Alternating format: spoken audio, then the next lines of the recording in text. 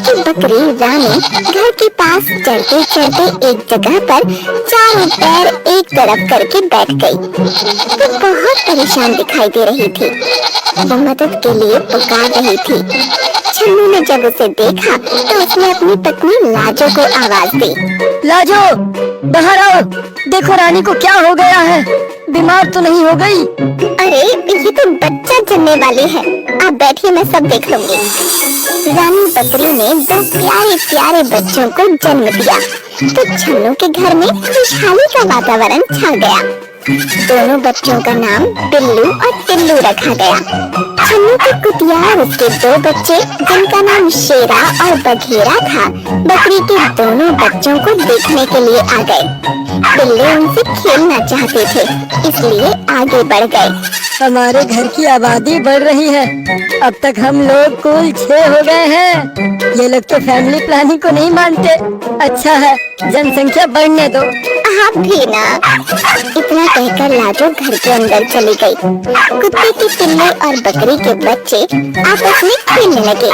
छन्नू ये देखकर बहुत खुश हो रहा था। वो भी उनके साथ खेल लेता था। उसे सब परिवार के सदस्य ही लगते थे। वो उनकी सुरक्षा का पूरा ध्यान रखता था। रात के समय बकरी रानी और उसके बच्चे एक कमरे के अंदर रहते। कभी कभी कुतिया और उसके बच्चे भी वहीं रहते थे। एक दिन कुतिया और उसके बच्चे रात के समय कमरे के बाहर ही बैठे थे। अचानक एक सियार छन्नू के घर की बाउंड्री के अंदर आ गया। कुतिया के कान खड़े हो गए। उसे अपने बच्चों की चिंता हो गई। उसने झट से शेरा और बघेरा को पीछे सुरक्षित स्थान पर भेज दिया और उनके आगे खुद सतर्क होकर बैठ गई। सियार ने रानी बकरी के कमरे में जाने की कोशिश की। वो बार बार दरवाजे को धकेलना चाहता था। जब दरवाजा नहीं खुला तो वो कुतिया और उसके बच्चों की तरफ मुड़ गया। कुतिया ने पूरी तरह से बच्चों को अपने पीछे सुरक्षा में ढक लिया। सियार आगे बढ़ा तो माँ कुतिया उससे लड़ पड़ी। दोनों में लड़ाई होने लगी।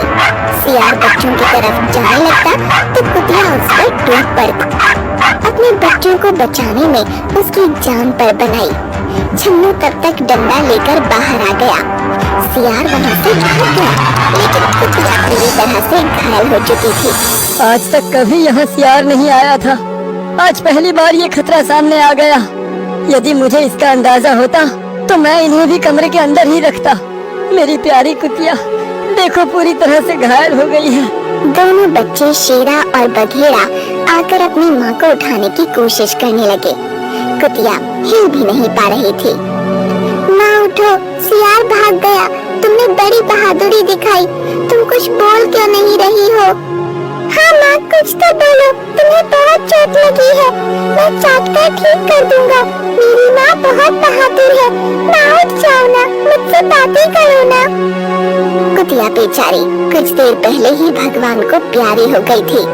उसका निर्जीव शरीर भला अब क्या बोलता। छन्नू और लाजो की आंखों में आंसू आ गए। उनके परिवार का एक सदस्य सदा के लिए उनसे दूर हो गया। शेरा और बघेरा अनाथ हो गए। छन्नू और लाजो को उन पर बड़ी दया आ रही थी। ये दोनों दूध पीते बच्चे अभी बहुत छोटे हैं, बिना माँ के हो गए हैं। इन्हें तो ये भी नहीं पता कि अब इनकी माँ इस दुनिया में नहीं रही। रानी बकरी भी वहाँ पहुँच गई थी। उसने सब समझ लिया। वो शेरा और बघेरा के पास आ गई। उसकी ममता का आंचल बहुत बड़ा था। उसने दोनों बच्चों को अपना लिया। शेरा और बघेरा रानी बकरी का दूध इस तरह से पीने लगे जैसे वही उनकी माँ हो। उन दोनों ने भी रानी बकरी को अपनी माँ बना लिया। वो बिल्लू और टिल्लू के साथ भी पूरी तरह से घुल मिल गए। कहते हैं ना होता जिनका कोई उनका खुदा होता है। पिल्लों की माँ बकरी बन गई। शेरा और बघेरा बड़े हो गए। वो दोनों अपनी माँ रानी बकरी और भाई टिल्लू और बिल्लू की सुरक्षा में लगे रहते थे। एक शाम सूरज ढलते ही वही सियार फिर से आ गया। कमरे का दरवाजा खुला था।